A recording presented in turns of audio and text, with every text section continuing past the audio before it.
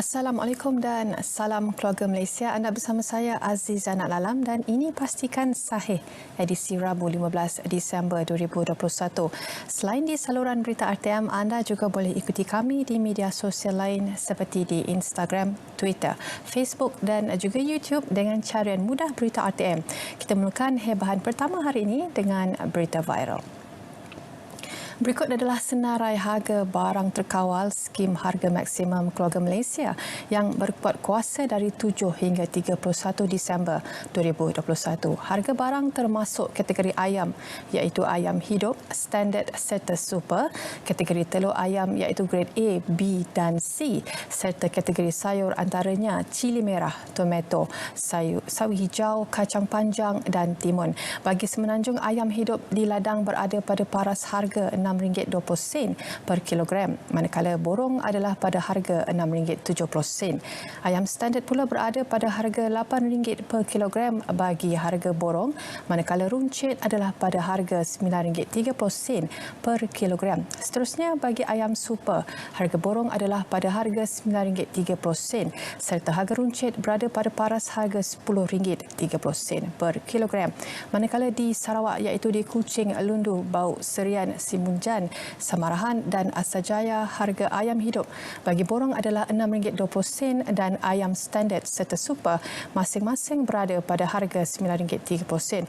Selain itu, di Sabah iaitu di kawasan Pantai Barat, ayam borong berada pada harga RM6.50, standard RM10.70 pada harga runcit dan ayam super pula adalah RM11 juga pada harga runcit. Manakala bagi wilayah Persekutuan Labuan, ayam hidup berada pada harga RM7.20 untuk harga runcit dan ayam standard serta super masing-masing berada pada harga RM11 dan RM11.50.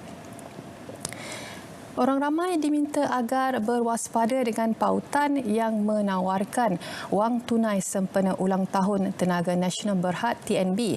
Orang ramai turut dinasihatkan untuk tidak menekan butang klik serta mengabaikan pautan berkaitan TNB yang menawarkan wang tunai sempena ulang tahun TNB.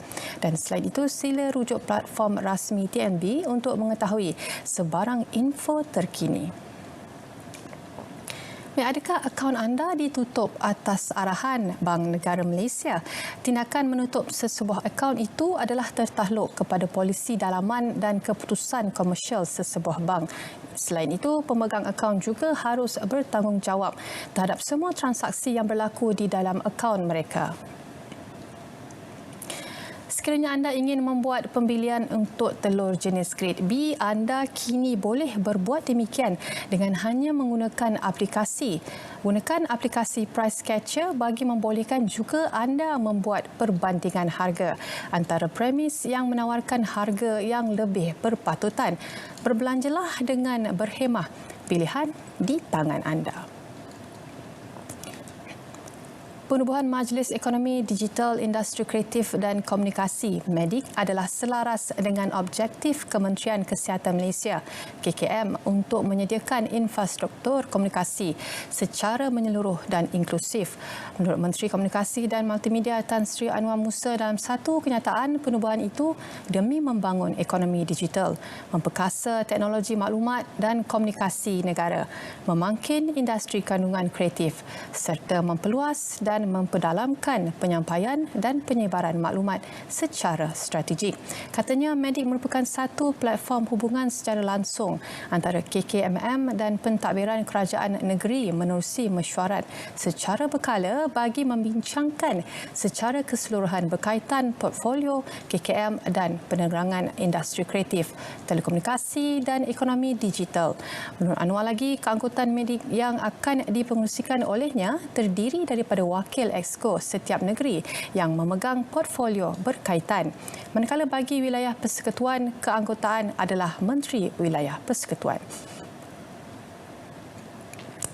Baik, ini adalah pemakluman mengenai Perintah Kawalan Pergerakan diberketatkan PKPD dan setakat 14 Disember tiada pelaksanaan baru serta pelanjutan dan penamatan PKPD yang diumumkan buat masa ini.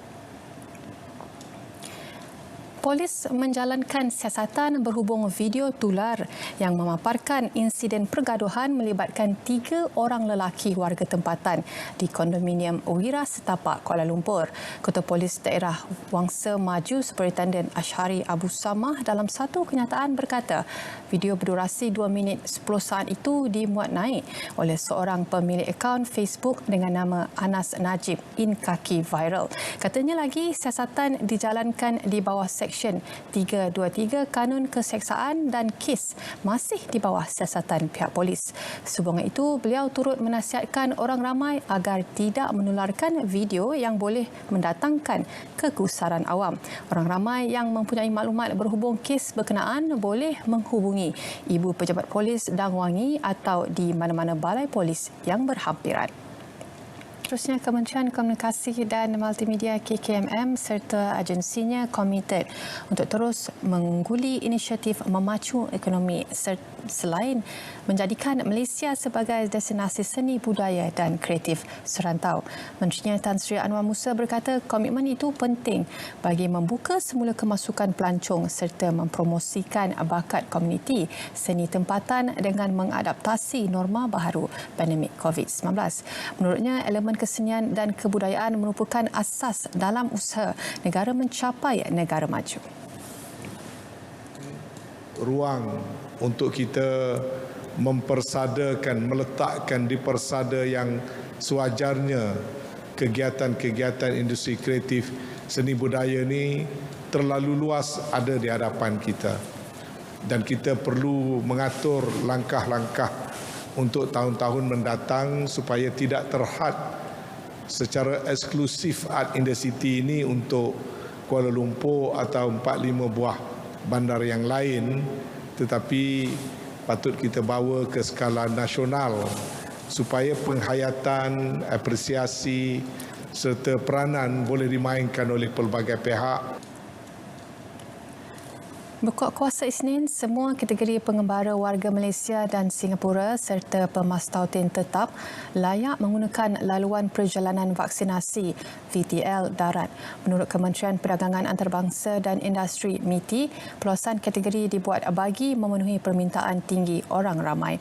MITI memaklumkan pemastautin tetap Malaysia boleh terus masuk negara ini menggunakan VTL darat dari Singapura sebelum ini.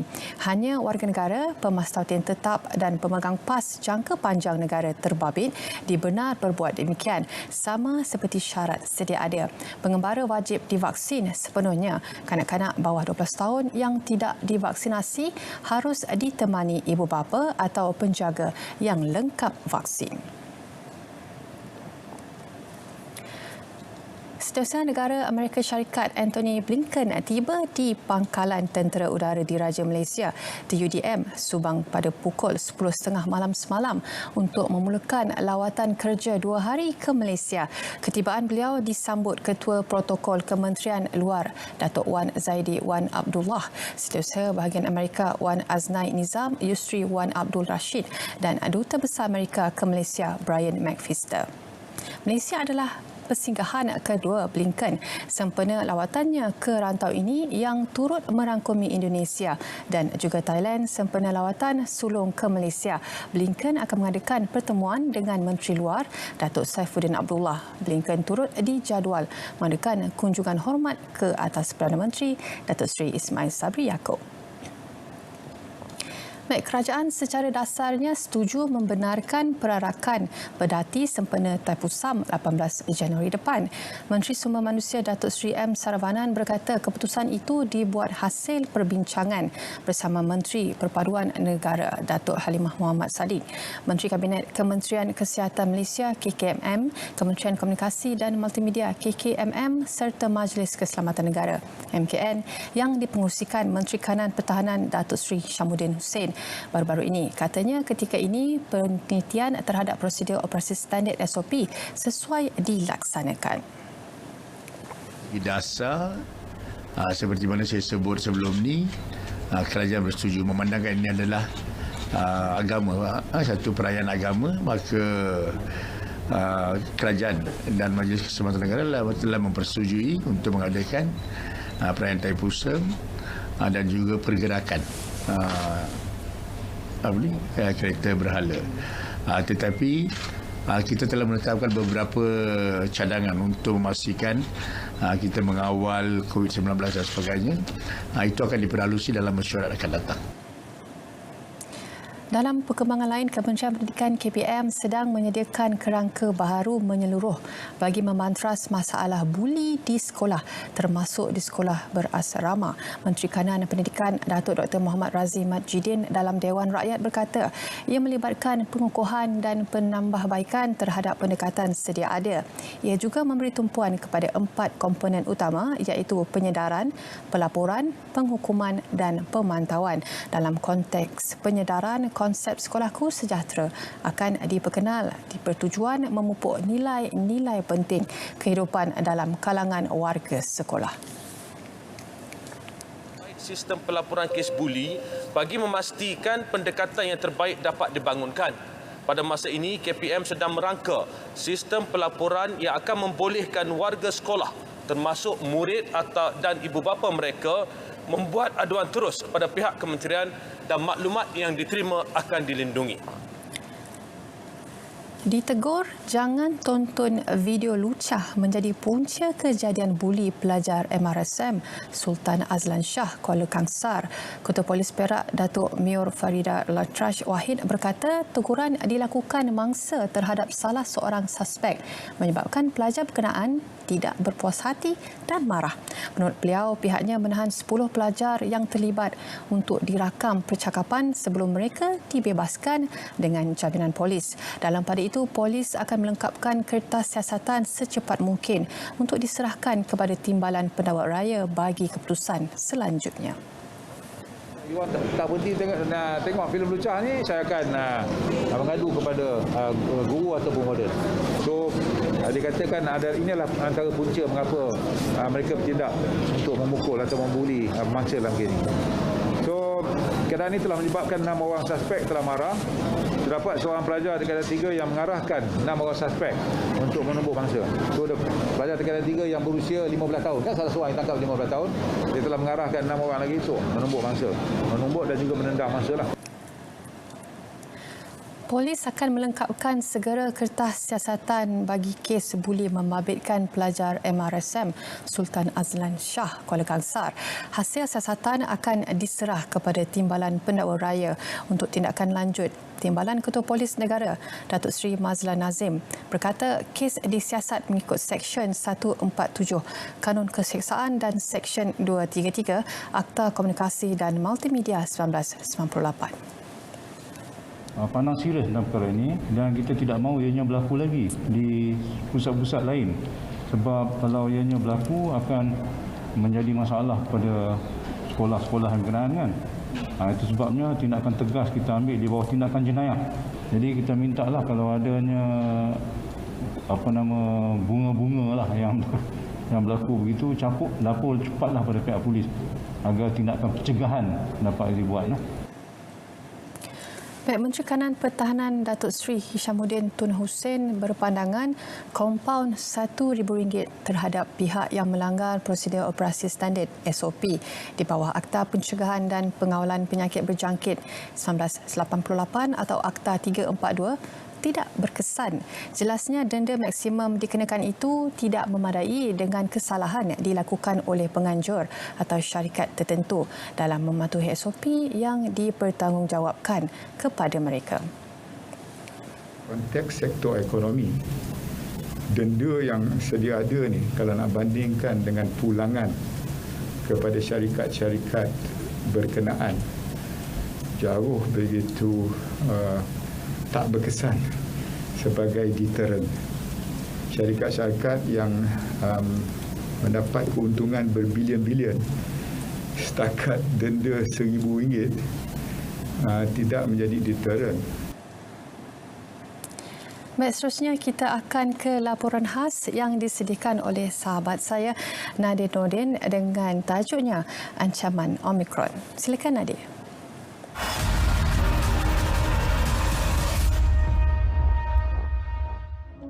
Malaysia terus mengambil langkah berwaspada dalam berhadapan dengan varian baru COVID-19 Omicron. pihak KKM telah percaya mengesan satu kes baharu yang berkaitan dengan varian Omicron, iaitu seorang pelajar berusia 19 tahun bukan warga negara. Persoalannya di sini, apakah langkah dan juga persediaan yang perlu dilaksanakan? Ikuti laporan khas ancaman Omicron bersama saya, Nadine Orti. Kes pertama positif varian yang dibimbangi, variant of concern Omicron, telah dikesan di Malaysia.